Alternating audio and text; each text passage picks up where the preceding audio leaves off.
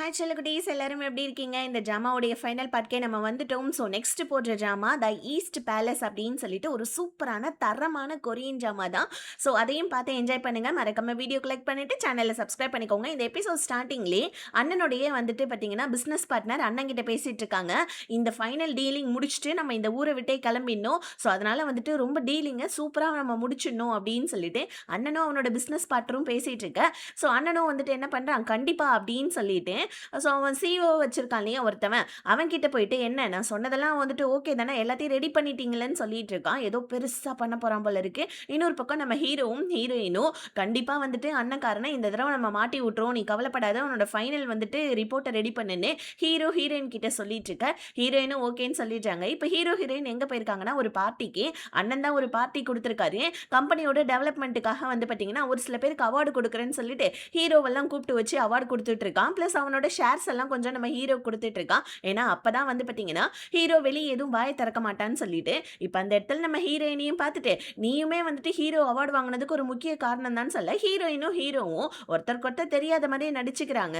அதாவது பெருசாக எதுவும் சம்மந்தம் இல்லாத மாதிரியே வந்துட்டு நடிச்சிட்டு இருக்க. அண்ணனும் இதை பார்த்து வியர்டாக ஃபீல் பண்ணிட்டு இருக்கான். இன்னொரு பக்கம் ஹீரோயினோட கம்பெனியில் இருக்கவங்கலாம் ஆடிஷன் டீமில் வந்துட்டு ஃபைனல் ரிப்போர்ட்டை நம்ம கொடுக்க போகிறோம், எல்லாருமே ரிப்போர்ட்டை ரெடி பண்ணுங்கன்னு சொல்லிட்டு ஸோ அந்த வந்து பார்த்தீங்கன்னா நம்ம ஹீரோயினோட எக்ஸையும் சொல்லிட்டு இருக்கான். இன்னொரு பக்கம் வந்து பார்த்தீங்கன்னா ஹீரோயின் ஒருத்தவனை வந்துட்டு ஜெயிலில் போய் பார்க்குறாங்க.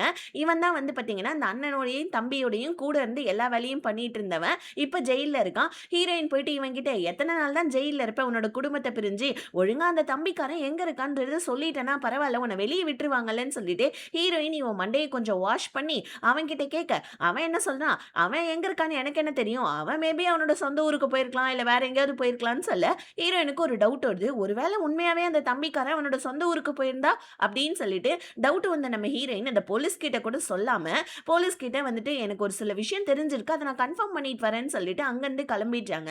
இப்போ ஹீரோ கிட்ட வந்து பிசினஸ் மீட்டிங்கா நான் ஒரு ஊருக்கு போறேன்னு சொல்ல ஹீரோவும் நம்ம ஹீரோயின் இங்க இருந்தா பிரச்சனை இல்லையா, அதனால ஹீரோ என்ன பண்றா, ஹீரோயினுக்கு தேவையான திங்ஸ் எல்லாம் ரெடி பண்ணி வச்சுட்டு அண்ணன்காரன் கிட்ட வரேன். அண்ணன்காரன் வந்துட்டு இன்னைக்கு அதாவது வந்துட்டு ஒரு 2 நாளைக்குள்ள வந்துட்டு ஒரு பிசினஸ் டீலிங் ஒன்று முடிய போது, பெரிய பிசினஸ் டீலிங், அதை நீ தான் கூட இருந்து முடிச்சு கொடுக்கணும்னு சொல்லிட்டு ஹீரோ கிட்ட சொல்ல ஹீரோமே இதுக்காக தானே நான் வெயிட் பண்ணேன் அப்படின்ற மாதிரி அமைதியா இருக்கான். இப்போ ஹீரோ கிட்ட இந்த அண்ணன்காரன் ஒரு பிளானை சொல்லியிருப்பான், அதாவது நீ தான் ட்ரக் எடுத்துட்டு போகணும், டெலிவரி கொடுக்கணும்னு. ஆனா வந்து பாத்தீங்கன்னா அவனுடைய ஆள் அந்த சிஓ இருக்கான் இல்லையா, அவன்கிட்ட வந்து இந்த அண்ணன்காரன் வேற ஒரு பிளானை சொல்லிட்டு இருக்கான். ஹீரோ கிட்ட சொல்லாத பிளானு போச்சு போ, ஹீரோ ஏதோ மாட்ட போறான் போல இருக்கு. இன்னொரு பக்கம் அண்ணன்காரனுக்கு டவுட் வந்துடக்கூடாதுன்னு ஹீரோயினை போயிட்டு நம்ம ஹீரோ ஏர்போர்ட்லேயே தெரியாம போயிட்டு பார்க்குறான். ஹீரோயினை ஹக் பண்ணி ஊருக்கு அனுப்பிச்சு வைக்க ஹீரோயின் அந்த தம்பிக்காரனுடைய சொந்த ஊருக்கு தான் வந்திருக்காங்க. அங்கதான் அந்த தம்பிக்காரன் அவனோட ஒய்ஃப் கூட வந்து பாத்தீங்கன்னா இப்ப யாருக்கும் தெரியாம செட்டில் ஆயிருக்கான் போல இருக்கு. இப்ப அந்த ஒய்ஃப் கிட்ட பேசி அந்த ஒய்ஃப் உடைய வந்து பாத்தீங்கன்னா ஹோட்டல் கார்டெல்லாம் வந்துட்டு வாங்கிக்கிறாங்க. உங்க கடை சாப்பாடு தான் ரொம்ப நல்லா இருக்கும்னு சொன்னாங்க, அதான் நான் சாப்பிட வந்தேன்னு சொல்லிட்டு சொல்ல இவங்களுமே வந்துட்டு என் ஹஸ்பண்ட் தான் செஃப்பா இருக்காரு, இப்ப அவர் வெளியே போயிருக்காருமான்னு சொல்ல ஹீரோயின் கொஞ்ச நேரம் வெயிட் பண்ணி அந்த தம்பிக்காரன் அங்கே தான் இருக்கானான்றதை கன்ஃபார்மும் பண்ணிக்கிறாங்க. மறுபடியும் இப்போ ஊருக்கு வந்துடுறாங்க. ஸோ இப்போ அந்த ஆடிட்டிங் டீமில் இருக்க எல்லார்கிட்டையுமே அவங்களோட ஃபைனல் ரிப்போர்ட்டை வந்துட்டு ரெடி பண்ணி கொடுக்குறாங்க. அதில் வந்து பார்த்திங்கன்னா ஏகப்பட்ட வந்துட்டு கோல்மால் நடந்திருக்கு. ஸோ டேக்ஸை வந்துட்டு கட்டாமல் கவர்மெண்ட்டை ஏமாற்றிருக்காங்க. அதுக்கப்புறமா நிறைய விஷயத்தில் ஃப்ராடுத்தனம் நடந்திருக்குன்னு ஹீரோயின் ஃபைனல் ரிப்போர்ட்டை சப்மிட் பண்ணிடுறாங்க. ஓகே, இப்போ நம்மளோட பிரச்சனை எல்லாம் முடிஞ்சிச்சு, இதுக்கப்புறமா வந்துட்டு ஒரு பெரிய பிரச்சனை தான் வரப்போகுதுன்னு சொல்லிட்டு நம்ம ஹீரோயினும் ஹீரோயினோட எக்ஸும் பேசிட்டு இருக்கு. ஹீரோயின் இதை ஹீரோ பார்த்துப்பான் அப்படின்னு சொல்ல இப்பதான் நம்ம எக்ஸுக்காரன் கேட்கறான், என்னம்மா நீ நானும் தான் டேட் பண்ணா, உனக்கே ஹீரோ மேல இருக்க பாசம் என் மேல வரலன்னு சொன்னோன்னே ஹீரோயின் வந்துட்டு உனக்கும் எனக்கும் ஜாபுக்காக வேணா செட் ஆகும், ஆனா லைஃப்ல கண்டிப்பா செட் ஆகாது. ஏன்னா நீயும் நானும் போட்டி போட்டுக்கிட்டு வேலை செய்யறோம், ஆனா ஹீரோக்கு லைஃப்ல என் கூட போட்டியே கிடையாது, அவன் தான் எனக்கு சரியான தொண்ணுன்னு சொல்லிட்டு அந்த எக்ஸுக்காரனுக்கு புரிய வச்சுட்டு அவனுமே புரிஞ்சுக்கிறான். இப்போ அப்படியே கட் பண்ணி நம்ம ஹீரோ ஹீரோயின் இப்போ தனித்தனியா தான் இருக்காங்க. ஹீரோயின் ஊருக்கு வந்துட்டாங்க, ஆனாலும் ஹோட்டல்ல தங்கியிருக்காங்க. ஹீரோ ஹீரோயினை ரொம்ப மிஸ் பண்றான். ஹீரோயினும் அதே மாதிரி தான். இன்னொரு பக்கம் போலீஸ்காரங்களும் ஸோ அந்த ஃபைனலுடைய அந்த இது நடக்குது இல்லையா, ஸோ வந்து பார்த்தீங்கன்னா அந்த அண்ணன்காரனுடைய கம்பெனிலேருந்து ஏகப்பட்ட லாரியிலேருந்து நிறைய திங்ஸ் எல்லாம் போகுது, அதனால் வந்துட்டு நம்ம கண்டுபிடிக்கணும்னு சொல்லிட்டு போலீஸ்காரங்க போலீஸை வச்சு வந்து பார்த்தீங்கன்னா எல்லா வேலையும் பண்ணிட்டு இருக்க. ஹீரோவுமே போலீஸ் கிட்ட பேசிட்டு இருக்க. கரெக்டாக வந்து பார்த்தீங்கன்னா அண்ணன்காரனுடைய ஆள் வந்து என்ன யாருக்கா ஃபோனில் பேசிட்டு இருக்கியான்னு கேட்க ஹீரோ உடனே இல்லை என் ஃபோன் சுவிச் ஆஃப்ல தானே இருக்கு அப்படின்னு சொல்லிடுறான். ஏன்னா இப்போ ஹீரோ தான் ஒரு ட்ரக் எடுத்துட்டு போகணும். இன்னொரு பக்கம் போலீஸ்காரங்கெல்லாம் ட்ரக்கை ஃபாலோ பண்ணிட்டு போறதுக்காக ஏகப்பட்ட போலீஸ்காரங்கள எல்லாம் ரெடி பண்ணிட்டு இருக்காரு பாருங்க. அப்ப நம்ம ஹீரோயின் வந்து, "நானும் உங்க மிஷன்ல கலந்துக்கிறேன். என்னையும் சேர்த்துக்கோங்கன்னு" சொல்ல, உடனே போலீஸ்காரர் திட்டுறாரு. "இங்க பாரும்மா, நானே பார்த்துக்கிறேன். ஹீரோவ பத்திரமா கொண்டாந்து உன்கிட்ட குடுக்க வேண்டியது என் பொறுப்பு. நீ முதல்ல இங்கிருந்து கிளம்புன்னு" சொல்ல, ஆனா ஹீரோயின் எப்படி விடுவாங்க? ஹீரோயின் வந்து பார்த்தீங்கன்னா, போலீஸ்காரங்களுக்கு தெரியாமலேயே போலீஸ்காரங்களுடைய வண்டிய ஃபாலோ பண்ணிட்டு இருக்கா. இன்னொரு பக்கம் நம்ம ஹீரோ தானே ட்ரக் எடுக்கணும்னு சொல்லிட்டு இந்த அண்ணன்காரன் சொன்னா, ஆனா வந்து பார்த்தீங்கன்னா, திடுதிப்புன்னு இந்த அண்ணன்காரன் வந்து, "நீ வந்து என் கார எடுப்பா, உன் ஃபோன என்கிட்ட குடு. நான் உன்ன நம்பாமலாம் இல்ல. ஆனா வந்துட்டு பிளான்ல கொஞ்சம் சேஞ்சுன்னு" சொல்ல, ஹீரோவுக்கு குபீர்னு தூக்கி வாரி போடுது. ஏன்னா ஹீரோ ட்ரக் எடுத்துட்டு போனா தான் போலீஸ்காரங்க வந்து அரெஸ்ட் பண்ணுவாங்க. அதுக்கப்புறம் கடத்தின பொருள்லாம் வந்துட்டு வச்சு அண்ணன்காரன அரெஸ்ட் பண்ண முடியும். ஆனா, இப்ப இந்த அண்ணன்காரனே கூட வரேன்னு சொல்றானே, போலீஸ்காரங்களுக்கு இத எப்படி இன்ஃபார்ம் பண்றதுன்னு தெரியலையேன்னு சொல்லிட்டு, ஹீரோ அமைதியா போயிட்டு கார்ல ஏறிக்கிறான். ஹீரோக்கு என்ன பண்றதுன்னே தெரியல.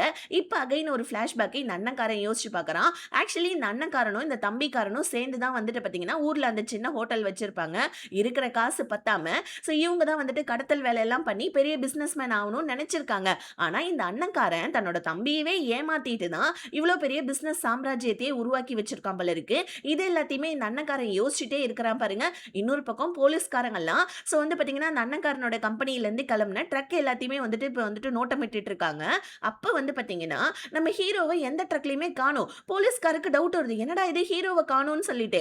இங்க இந்த அண்ணன்காரன் என்ன பண்றான், போலீஸ்காரங்களுக்காக வந்துட்டு ஒரு ரூட்ல போயிட்டு இருப்பாங்க இல்லையா? அந்த ரூட்ட சேஞ்ச் பண்ணி வேற ஒரு ரூட்டுக்கு போயிட்டு இருக்கான். இந்த போலீஸ்காரரும் என்னடா இது ஹீரோவ காணோம், ஹீரோக்கு என்ன ஆச்சுன்னு தெரியலையேன்னு சொல்லிட்டு போலீஸ்காரர் நம்ம ஹீரோக்கு கால் பண்ண, ஆனா ஹீரோவுடைய ஃபோனு ஸ்விட்ச் ஆஃப்னு வருது. ஆனா வந்து பார்த்தீங்கன்னா, இந்த அண்ணன்காரனுடைய கார் திரும்புச்சு இல்லையா? இத வந்துட்டு நம்ம ஹீரோயின் போலீஸ்காரங்கள ஃபாலோ பண்ணிட்டு வந்தாங்க இல்லையா? அவங்க பார்த்துட்டாங்க. பத்தாததுக்கு நம்ம ஹீரோயின் குடுத்த வந்துட்டு ஒரு லக்கி சார்ம் வந்துட்டு காருக்கு பின்னாடி தொங்க விட்டுருப்பான். ஏன்னா, இத பார்த்தாவது ஹீரோயின் வந்துர மாட்டாளா? அப்படின்னு சொல்லிட்டு, கரெக்ட்டா நம்ம ஹீரோயினும் அந்த லக்கி சார்ம பார்த்துட்டு கார ஃபாலோ பண்ணிட்டு வர, "ஓ! நீ அவள ஃபாலோ பண்ணிட்டு வர சொன்னியாடா?" அப்படின்னு சொல்லிட்டு இந்த அண்ணன்காரன் ஹீரோவுடைய கழுத்திலேயே கத்தி வச்சிட, பக்கத்துல ஃபாலோ பண்ணிட்டு இருக்க நம்ம ஹீரோயினோட கார ஹீரோவுடைய ஸ்டீரிங் அந்த அண்ணன்காரன் புடிச்சு டபார்னு கார இடிச்சு விட, ஹீரோயினோட கார் வந்துட்டு பார்த்தீங்கன்னா, ஆக்சிடென்ட் ஆயிடுது. ஆனா நல்ல வேளை பெரிய ஆக்சிடென்ட்டா ஆவல. ஹீரோ இத பார்க்குறான். ஐயோ! நம்மளால ஒண்ணும் பண்ண முடியலையேன்னு சொல்லிட்டு, இங்க நம்ம ஹீரோயின் போலீஸ்காருக்கு கால் பண்ணி, இந்த மாரி ஹீரோ இந்த வண்டியில தான் போறான், இந்த ரூட்ல தான் போறான்னு சொல்லிட்டு அப்டேட் அங்க பண்ணிட்டு, உடனே கொஞ்சம் ஸ்பான்டேனியஸா யோசிச்சு, ஹீரோயின் அந்த தம்பிக்காரன போய் மீட் பண்ணியிருப்பாங்க இல்லையா? அதாவது மீட் பண்ணல அவங்க ஒய்ஃப. அவங்களுக்கு கால் பண்ணி, "உன் புருஷன்கிட்ட ஃபோன குடுன்னு" சொல்லிட்டு அந்த தம்பிக்காரனுக்கு கால் பண்ணி, "உன் அண்ணன்காரன் எல்லா சாம்ராஜ்யத்தையும் எடுத்துட்டு இந்த ஊர விட்டு போக போறான். நீ அவன ரிவெஞ்ச் எடுக்க வேணாமா? அவன் இந்த இடத்துல தான் இருக்கான். அவன் ஏகப்பட்ட உன்னோட சொத்தெல்லாம் வச்சிருக்கான். உனக்கு வேணும்னா நீ இங்க வா" அப்படின்னு சொல்ல, தம்பிக்காரனும் செம்ம கோவமா வந்து பார்த்தீங்கன்னா, அகைன் வந்துட்டு இருக்கான். இன்னொரு பக்கம் போலீஸ்காரங்கலாம் ஹீரோயினோட கார கண்டுபிடிச்சு போய் பார்த்தா, ஹீரோயின் அங்க இல்ல. ஏன்னா ஹீரோயின் வேற ஒரு கார் எடுத்துக்கிட்டு அகைன் ஹீரோவ ஃபாலோ பண்ணிட்டு போயிருப்பாங்க போல இருக்கு. அகைன் ஒரு ஃபிளாஷ்பேக்கு.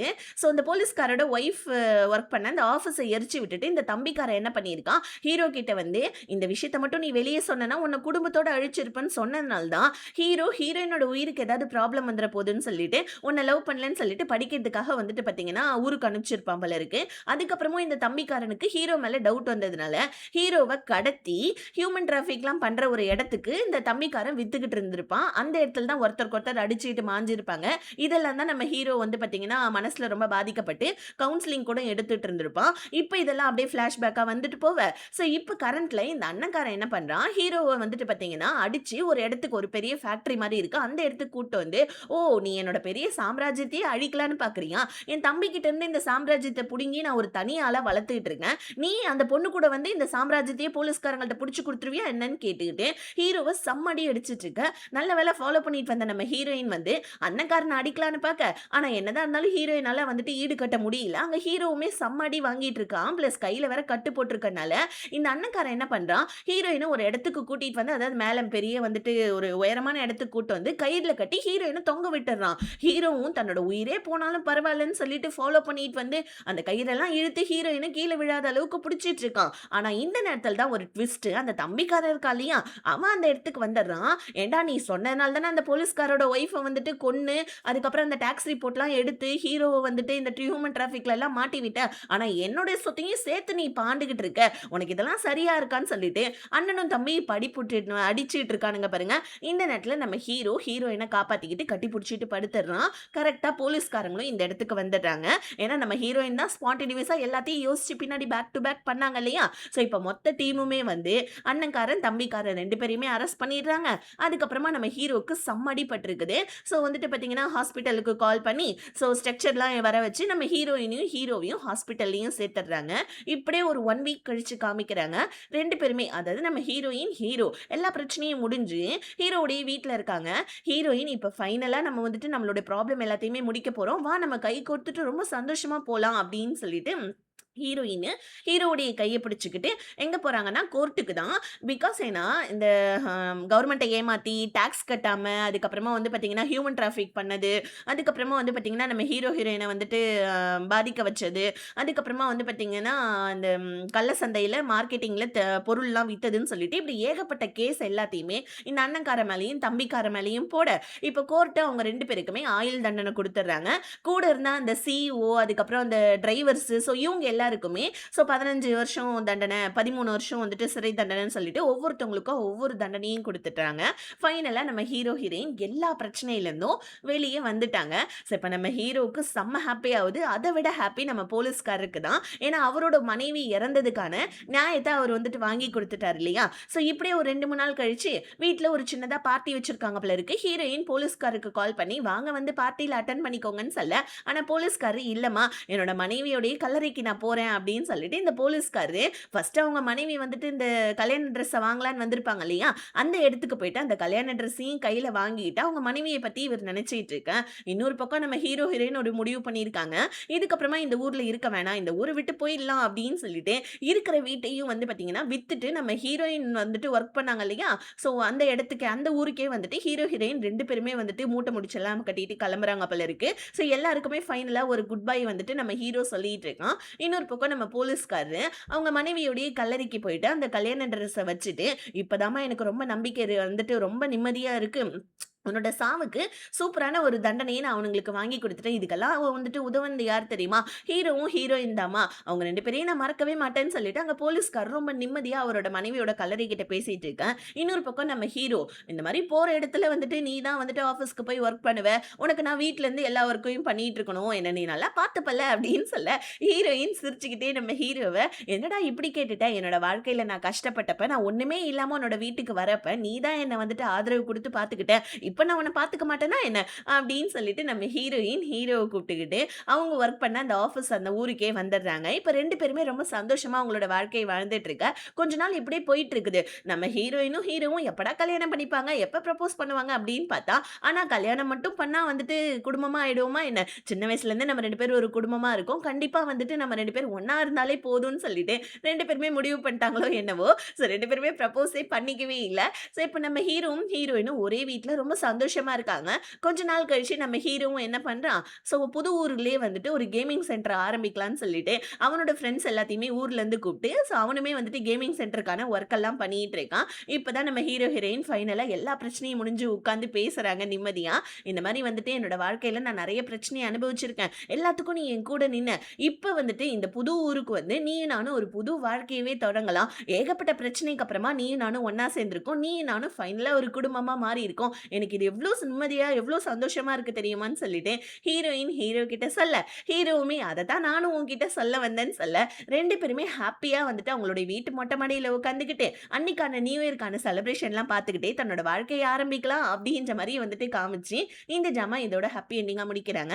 வீடியோ பிடிச்சிருந்துச்சுன்னா மறக்காம லைக் பண்ணிடுங்க. என்னோட எக்ஸ்ப்ளனேஷன் பிடிச்சிருந்துச்சுன்னா மறக்காம சப்ஸ்கிரைப் பண்ணிக்கோங்க. நெக்ஸ்ட் ஜாமாவ பார்க்கறதுக்காக டாடா பாய். சீ யூ.